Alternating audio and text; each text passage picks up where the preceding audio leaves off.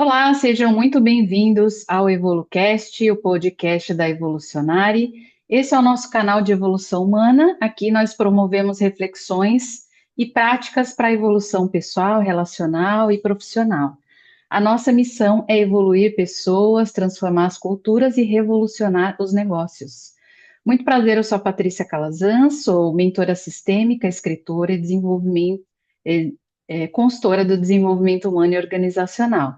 Essa é a nossa temporada do Setembro Amarelo, é um mês dedicado para a promoção da vida. E hoje, para a gente falar e expandir ainda mais o nosso EvoluCast, eu tenho a alegria, a honra de receber aqui a minha amiga e parceira de jornada, que é a Cristi Ferreira, uma pessoa que é apaixonada por desenvolvimento humano integral. Ela atuou como mentora da consciência, inclusive a gente aqui, a partir da nossa conexão, da nossa junção, nasceram várias coisas, né, aqui da nossa união de saberes, da nossa alquimia, que foi o livro Alquimia Integral, o Oráculo das Nove Dimensões, o jogo das Nove Dimensões e também a formação dos promotores, né, dos mentores da consciência. Então, essa expansão aí também do nosso trabalho. Então, a Cristi, ela é mentora de empresários, executivos, profissionais do DHO, apoia líderes e organizações na evolução. Ela é conselheira sistêmica de times diretivos de negócio consciente, promove programas para capacitação de lideranças saudáveis, conduzindo jornadas de transformação que unem resultados sustentáveis com bem-estar integral também das pessoas e nas organizações. E a Cristi é referência no assunto dos nove níveis de consciência, trazendo a expansão ainda mais da consciência dessa saúde integral, engajamento e prosperidade sistêmica nos negócios. E hoje nós vamos falar nesse episódio sobre o tema liderança saudável, o elo entre a saúde integral, engajamento e os resultados sustentáveis. Então, uma reflexão essencial para esse nosso momento e para um jeito novo e mais expansivo de liderar as empresas e as culturas das empresas que brilham com propósito e consciência. Então, Cristi, seja muito bem-vinda ao EvoluCast. Muito grata, Pati, muito grata pelo convite.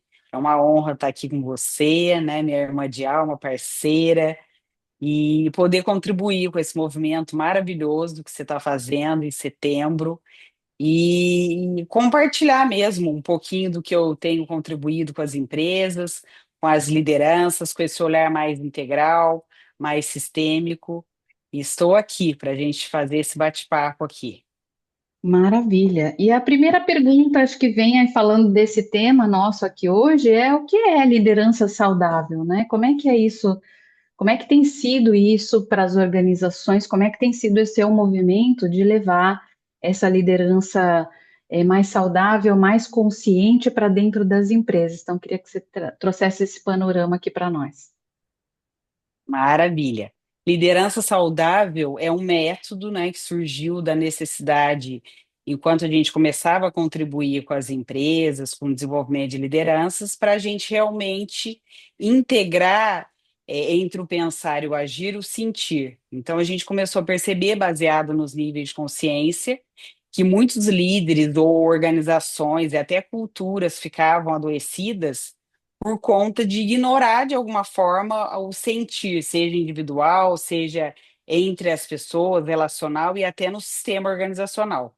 Então, liderança saudável é um movimento que integra a saúde mental. Então, assim, a gente realmente criar posições e movimentos e condições para os líderes aprenderem a pensar. Até essa semana, né, num dos movimentos nossos, eu lembrei daquela frase que a gente traz bastante para os movimentos organizacionais, porque na verdade a gente acha que sabe pensar, né? E o Jung traz essa menção, que pensar é difícil, por isso que a maior parte das pessoas prefere julgar.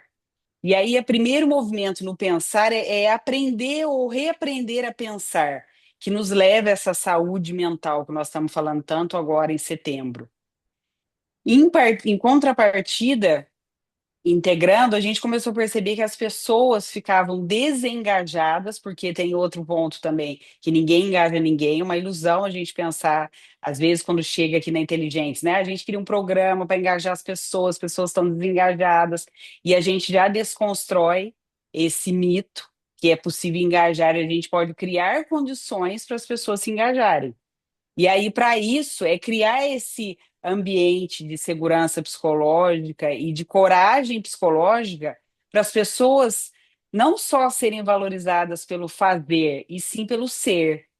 Então, quando as pessoas se sentem vistas, ouvidas e valorizadas enquanto são antes de serem úteis, é muito mais provável que o engajamento seja escolhido com mais naturalidade. Então, dentro do pilar sentir, a gente trouxe essa questão da saúde relacional.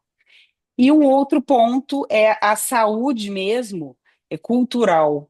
Então, a gente fomentar no agir a saúde cultural. Quais são os comportamentos que estão sendo cultivados no dia a dia para fazer as entregas, os resultados? Eles são sustentáveis? Eles são tóxicos? Então, a gente faz esse mapeamento a partir do nível de consciência para gerar isso que nós chamamos de saúde integral, que é tocar mesmo a alma do negócio, né? Então, como é que a gente fomenta uma cultura saudável a partir da liderança saudável? Então, esse foi o grande movimento e que a gente tem feito, até parcerias, né, Paty, de crescer Uhum, esse movimento nas organizações. uhum. E falando disso, o que que é o oposto disso, né? Que hoje a gente vê muito que é essa liderança tóxica.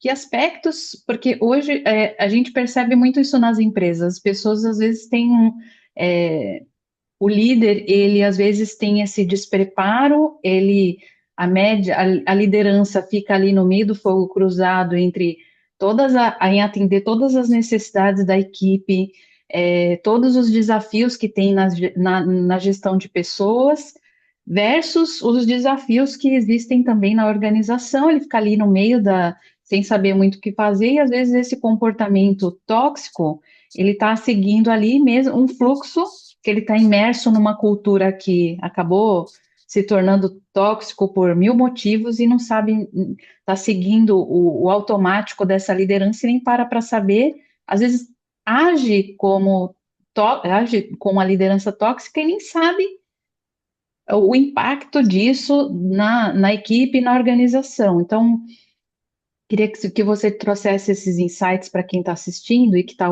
tendo o primeiro contato com esses termos para saber assim, o que é essa diferença entre essa liderança tóxica, essa liderança saudável e como isso influencia essa cultura, né? Falando, expandindo para a cultura organizacional, essa influência nisso, nesse sistema maior e essa conexão com essas relações, esse sistema, e de que maneira isso também se conecta com os níveis de consciência.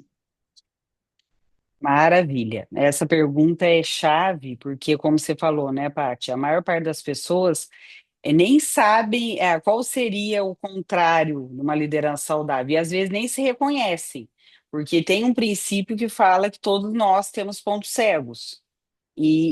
Quando a gente tem pontos cegos e a gente reconhece isso, a gente não resiste, a gente só percebe que algo pode ser revelado. Então, existem três posições na liderança tóxica que realmente minam, drenam a energia individual, profissional e do sistema. Que é, por exemplo, o líder, quando ele está pressionado por gerar resultados, principalmente no curto prazo, ele vai para uma posição de perseguição. Então, quando a gente está numa posição de perseguição, qual que é a nossa tendência? Não pensar sobre as possibilidades diante de um problema ou desafio. Eu vou julgar e eu vou cobrar.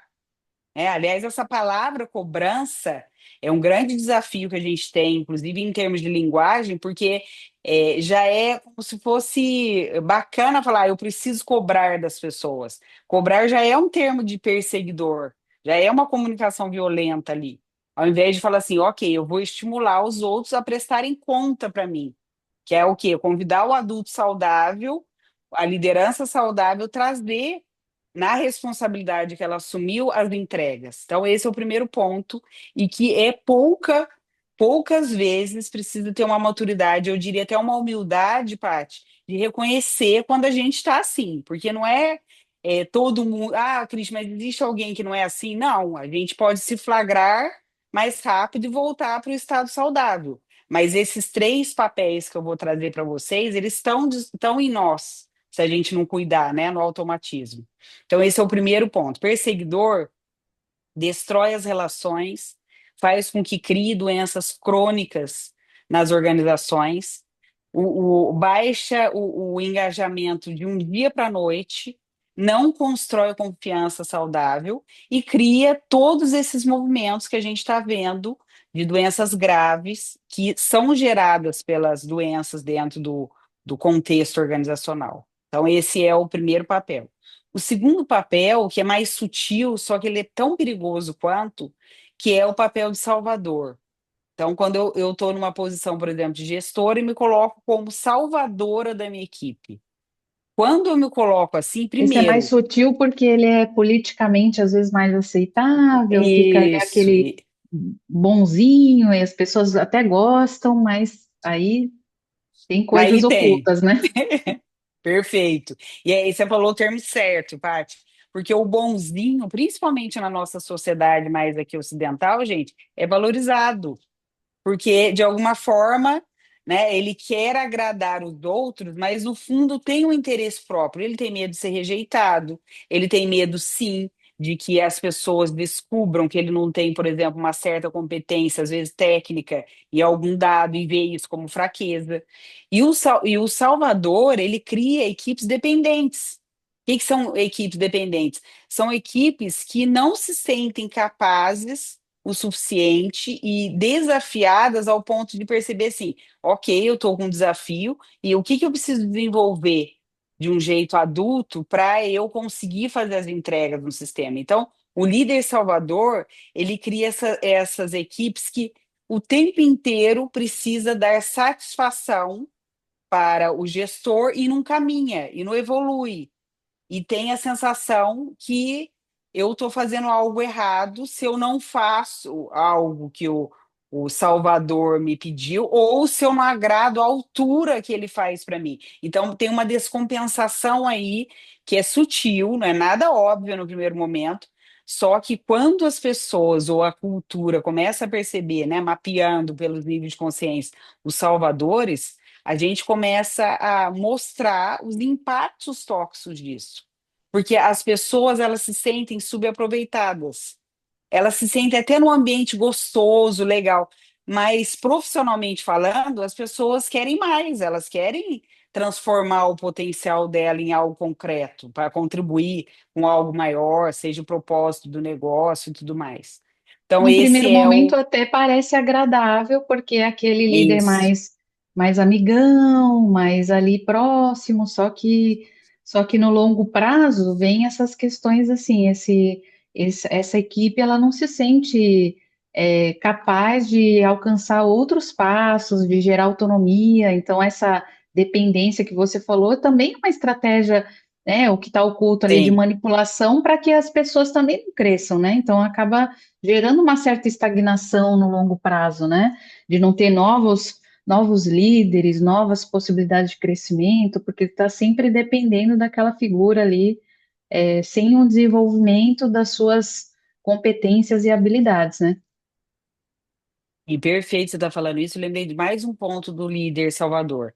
Ele, por insegurança também, ele não quer criar equipes de alta performance, né? E performance não só técnica, mas promovendo novos líderes para o negócio. Porque, no fundo, ele tem insegurança. Então, quanto mais ele cria essa manipulação velada das pessoas, dos profissionais dependerem dele, ele fica, entre aspas, protegido. Mas, assim, pensando num sistema organizacional, isso tem um impacto tóxico gigante.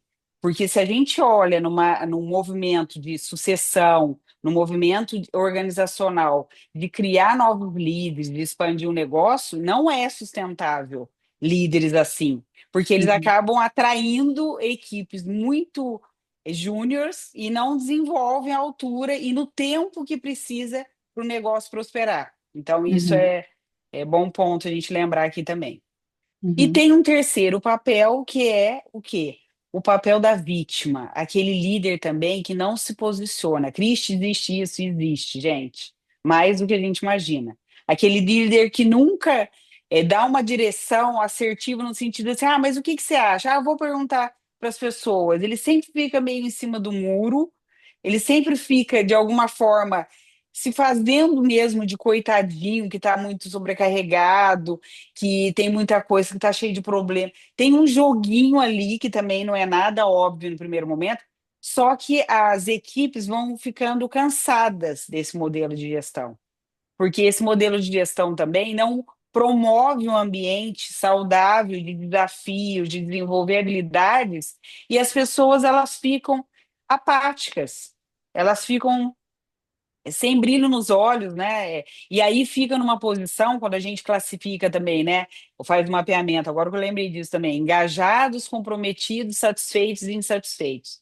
Eles ficam, essa equipe dos líderes vítimas, nos satisfeitos, que é o quê? Que eu falo que é o grande problema das organizações. Eles não querem ser vistos, invisíveis, eles o quê? Sobrecarregam os engajados, porque os engajados eles querem fazer acontecer e superar o que está sendo dado. Só que se não tiver uma condição sustentável no ambiente, os engajados eles vão para os insatisfeitos na hora. E aí saem da empresa, dependendo do movimento de maturidade que a pessoa já tem, inclusive com ela mesma, ou vão para os movimentos de burnout, né? Então, é comum ter, e trazendo até algumas estatísticas, né? Quem são as pessoas que mais entram em todas as síndromes que a gente está vendo agora com mais força por conta da NR1?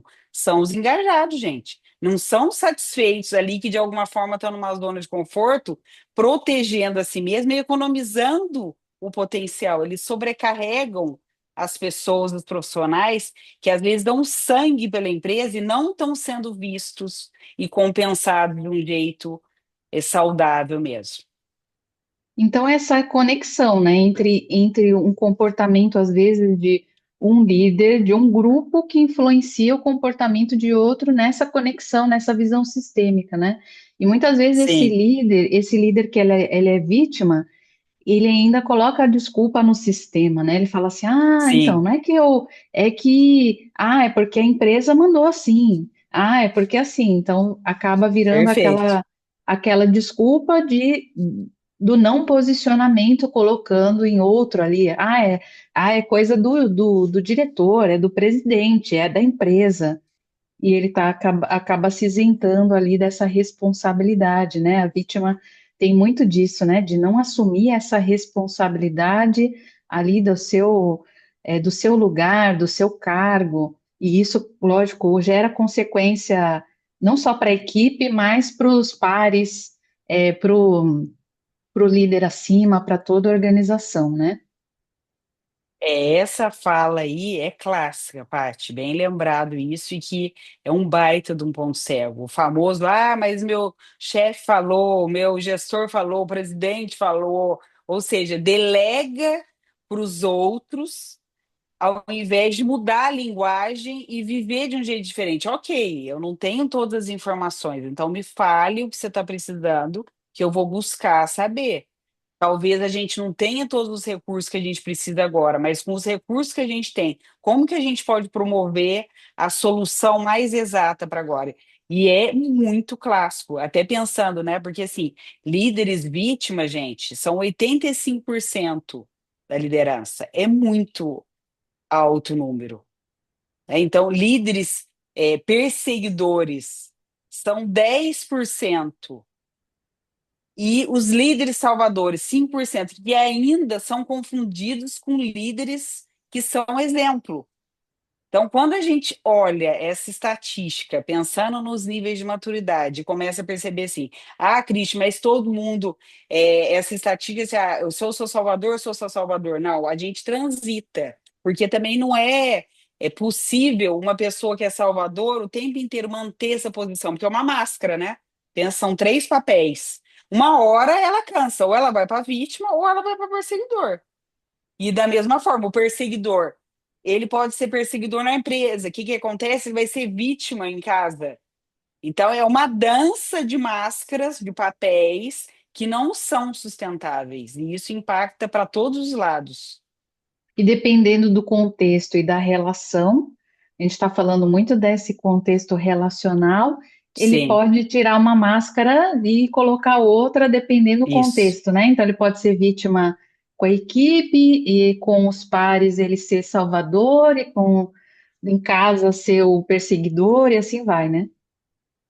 Sim, e aí eu até lembrei, tem um filme que é um filme mais denso, alguns de vocês devem ter assistido, e aí fica essa recomendação que eu trabalho bastante quando a gente está fazendo mentoria, para aprofundar e reconhecer, para não ficar só no pensar, né? Para eu sentir na pele, aonde eu sou salvadora, aonde eu sou perseguidora, aonde que eu sou vítima, porque a partir daí, se eu reconheço, eu já posso tratar, posso transformar esse movimento, que é aquele filme, Paty, do Coringa.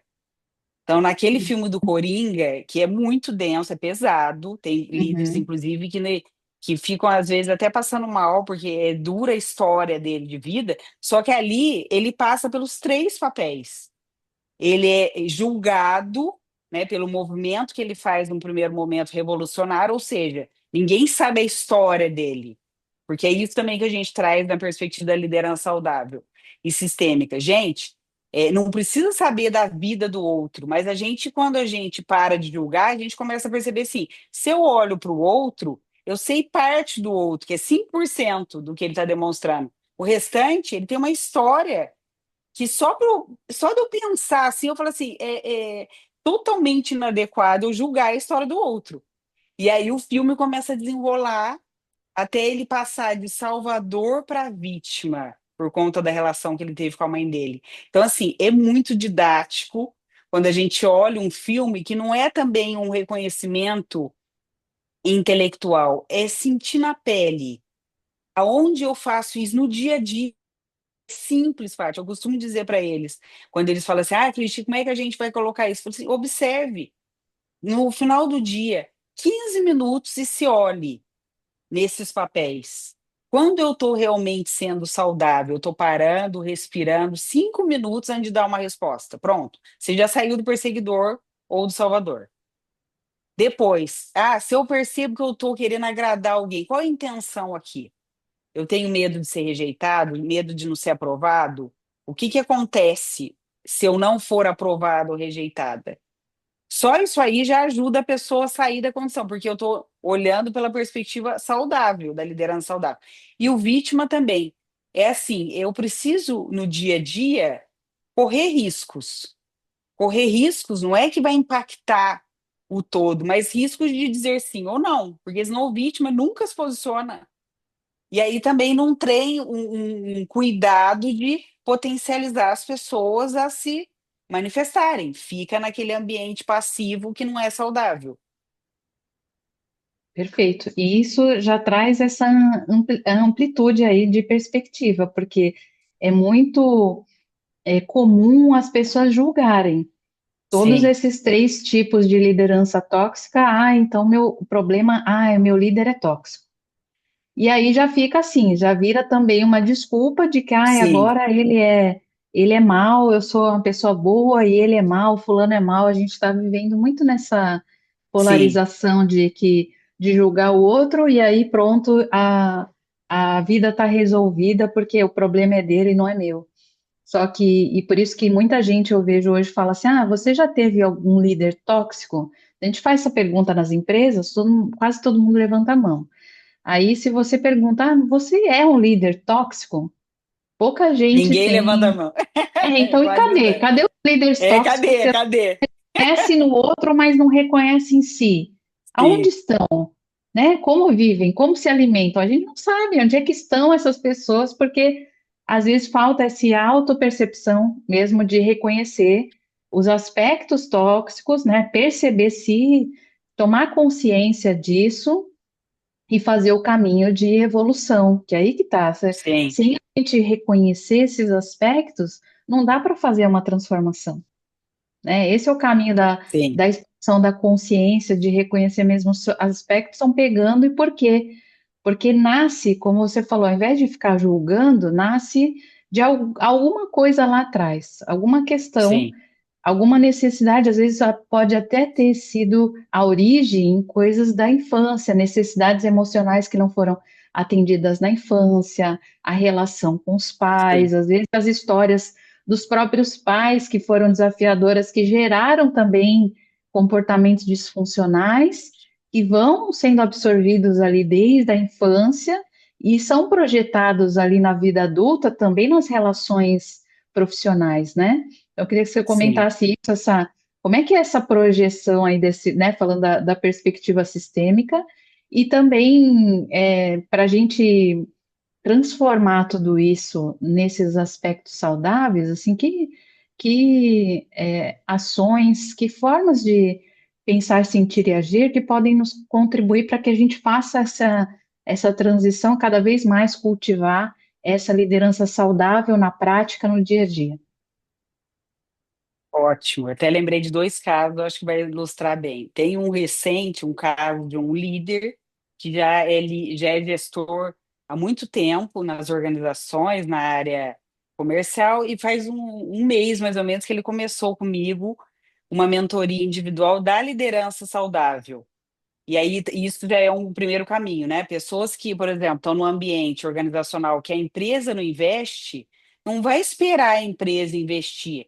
Primeiro, peraí, eu sou dono da minha vida, eu posso escolher fazer diferente por mim. E esse líder chegou Isso porque já ele sai da conhecia vítima, né? outros, Eu já sai ouço da muito vítima isso, assim, total, eu né, via muito Paty? isso dentro da empresa.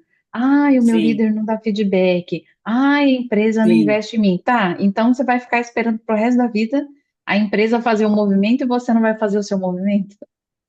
Exatamente. E aí lembra da estatística que nós falamos aqui. 85% são vítimas, esperam alguém vir me salvar. E essa pessoa, ela contando um pouquinho da história dela, tal, e nesse caso é uma mentoria mais breve, e eu peço para as pessoas, Paty, assistir alguns vídeos. E um dos vídeos que está gravado é justamente isso que a gente está falando aqui. O que que é liderança saudável, o que que é liderança tóxica, quais são os exemplos, tal. E ele falou assim, né? Na primeira mentoria, ele falou: Cristian, assisti todos os vídeos, mas o que mais me impactou mesmo foi eu reconhecer que eu também sou um líder tóxico. Eu falei assim, olha, só de você falar isso, você já ganhou a mentoria inteira, porque às vezes a pessoa demora um tempo para chegar nessa constatação, porque ela vai vir falar para mim, ah, o meu chefe assim foi assado, eu toco. Mas você chegar e reconhecer, e ele falou de um jeito, foi muito interessante, ele é bem figura também, e falou assim, nossa, que isso? Muitas vezes eu fui perseguidor. Você começou a dar o exemplo, eu falei, nem sabia que eu tinha esse nome, Cris, mas eu fui perseguidor. Então, esse é o primeiro movimento, gente. A gente escolher alguém profissional ou alguém que você confia muito, que você possa adotar como mentor, para fazer esse espelhamento, né, Paty? Quando a gente fala dos níveis de consciência, se a gente quer evoluir realmente, tem um determinado momento que eu preciso, assim, eu dar conta de mim e perceber assim, olha, gente, o mundo não vai mudar. Os incômodos que eu tenho são meus. Eu posso mudar de condição, de empresa, eu posso fazer outros movimentos, mas enquanto eu não assumir o meu compromisso comigo mesmo de autoconhecimento, as coisas não vão mudar. E aí, de novo, eu lembrei do filme do Coringa que mostra bem isso. As coisas não vão mudar se a gente continuar no automotismo, a gente só vai mudando de papel, porque não é sustentável ficar num papel ou outro o tempo inteiro. E aí, nas empresas, eu costumo dizer, Paty, e que agora, né, com a NR1, isso aí tá um boom. Ah, chega aqui, ai, Cristi, as pessoas estão desengajadas, e agora o que que vai acontecer com a nova lei, quando começar a atuar, tal? Eu falo, olha, a primeira coisa que eu quero trazer para vocês, a gente não pode fazer nenhum processo pontual. Então, esse negócio das empresas buscar e fazer uma palestra pontual, achando que vai resolver, solucionar o que já está impregnado na cultura, gente, é uma grande ilusão. E ainda corre o risco, né? E nós, como mentoras, como consultoras, de falar assim: ah, de investimento vira despesa, vira custo, claro, porque Totalmente. não é sustentável, né? Mesma coisa que a gente precisa fazer um tratamento de saúde, e aí eu vou lá, tomo um remédio pontual para tirar a dor. Mas o que está acontecendo de fato? Como é que é o tratamento que eu preciso? Então, o primeiro movimento, Paty, que a gente faz hoje aqui é o diagnóstico, a partir dos níveis de consciência e de reconhecer mesmo, dentro do pensar, sentir e agir, que é o método da liderança saudável, a gente também aplica isso para a cultura. Como é que está o pensar, e o sentir e agir da cultura? Quais são os aspectos saudáveis e tóxicos? Então, numa visão sistêmica, a gente nunca vai olhar só o que é saudável ou é tóxico. Igual quando a gente está com um copo cheio, sabe aquela máxima que as pessoas falam, né? Ah, olha só o meio copo cheio. A gente precisa olhar só o meio copo cheio. Dependendo do nível de consciência, gente, a gente nega mais ainda o que não está legal, a sujeira debaixo do tapete. E gera Por mais outro desequilíbrio lado, ainda, né? gera mais desequilíbrio ainda. E aí, a gente não abre mão hoje do diagnóstico. Algumas empresas, dependendo até da cultura, que daí, por experiência, eu já até sei o que está mais ativado ali em termos de nível de consciência, que é um resultado imediato. Né? Teve uma vez que alguém pediu para o Evandro aqui, Evandro, a gente quer, a Cris vai conseguir, ainda falou isso, ó, querendo ativar minha salvadora. A Cris vai conseguir, a gente quer um programa de cultura de 3 meses. Daí o Evandro já sabe, ele falou, Não olha, eu não preciso existe. nem perguntar para ela, não existe. Gente, Não isso é existe. uma grande ilusão.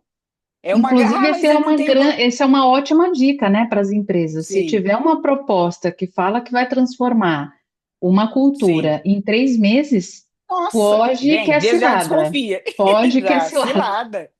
Não, e aí foi muito interessante, porque daí o Evandro, mais pragmático, falou assim: "Ó, inclusive, vocês podem falar assim, não, mas tudo que ela faria, sei lá, de 1 a 3 anos, a gente para a empresa, ele falou para chocar mesmo, as pessoas, a gente para a empresa. Gente, não é isso. É igual fazer uma plantação e ter uma colheita. Cultura vem de cultivo, a gente precisa Isso. cultivar comportamentos, começar a tirar as ervas daninhas, que são os comportamentos tóxicos, cultivar novos comportamentos para depois o jardim ficar diferente, florido. Então, Pati, esse é a maior dica que eu posso dar aqui entre nós, de programas que a gente também acompanha, de achar que são programas salvadores da pátria. Gente, desconfia. Não é possível fazer um programa cultural para isso. Tem algumas empresas, daqui a pouco a gente vai falar até um pouquinho do fórum, né, Paty, que vai acontecer depois de amanhã, sábado, mas algumas empresas que vão estar, inclusive, mostrando os cases para nós lá, vai ser muito interessante, porque eles têm clareza disso, que o movimento é de educação continuada, e não é só da média liderança, gente. Isso precisa impactar toda a liderança, toda a liderança, desde o presidente, do CEO até a liderança.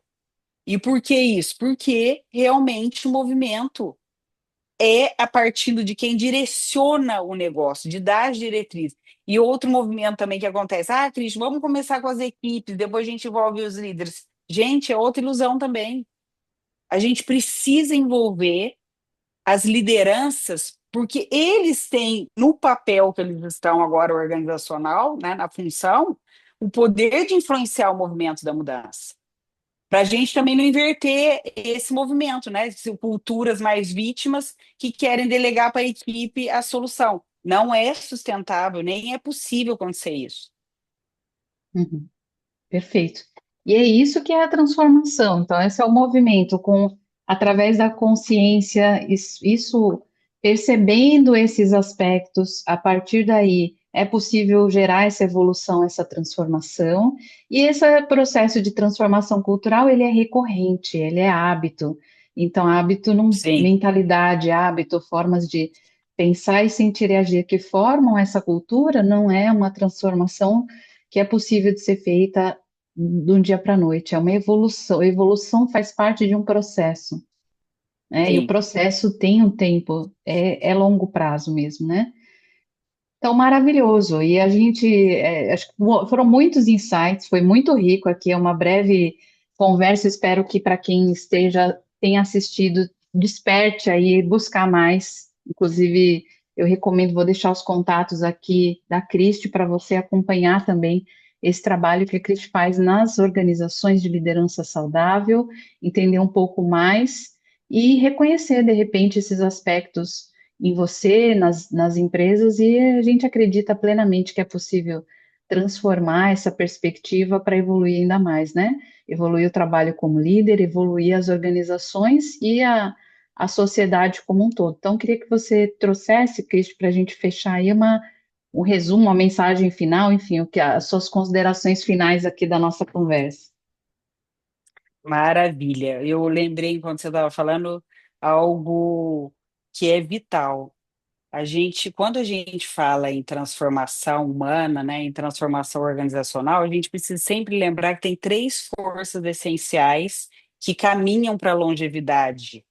E esse movimento serve para nós, indivíduos, profissionais, para as relações e para as organizações.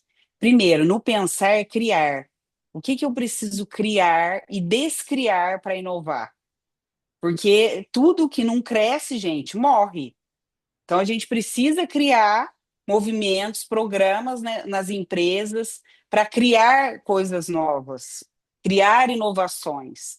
Segundo, sustentar. Sustentar o quê? O que que é essencial e que é inegociável para mim, para o outro, para as organizações? Sustentar é o quê? O DNA cultural. São as premissas vitais que está no sentir para depois transformar, para gerar em resultados saudáveis aquilo que toca a missão, o propósito, o legado consciente do negócio. Então, essas três forças, criar, sustentar e transformar, é o que faz a gente ser saudável na vida, é o que faz as relações serem saudáveis e é o que faz as organizações, a sociedade, né, ou diria o planeta Terra, ser cada vez mais saudável de uma maneira integral. Maravilhoso. E esse já foi um spoiler, né, Cristi? Grande Sim. spoiler aí do que vem no sábado. Então a gente deixa aqui, eu e a Cristi, a gente deixa esse convite para quem está assistindo a gente hoje aqui, para participar do quarto Fórum Internacional Sistêmico da Inteligentes desse ano, que vai acontecer no sábado às 9 horas, ainda dá tempo de se inscrever, a gente vai deixar o link do fórum na descrição desse vídeo, então vem participar com a gente está preparando conteúdos bem especiais para que a gente possa ampliar ainda mais a perspectiva, porque o tema que abre esse fórum é o que nós não estamos vendo. Então a ideia é revelar, descobrir, olhar uma nova perspectiva sobre tudo que está acontecendo nesse momento no mundo, nas organizações. Então, a gente vai falar sobre essa perspectiva da NR1 muito além das normas, sobre a saúde integral, sobre cultura organizacional, trazendo cases, né, Cristi, de empresas que vão falar Sim. sobre essa cultura que está sendo implantada e os resultados disso já dentro das organizações. Então, esse convite especial que a gente tem aqui vai ser muito rico, né? A gente vai ampliar muito mais essa perspectiva a partir, né? A gente já viu aqui e muito mais que a gente vai falar no sábado. Então, fica esse convite para você que estiver assistindo e nos vemos no sábado e até o próximo episódio do EvoluCast. Obrigada, Cristi. Foi ótimo, adorei. Obrigada, querida. Muito grata. Amei. Até mais, gente. Obrigada, tchau, tchau.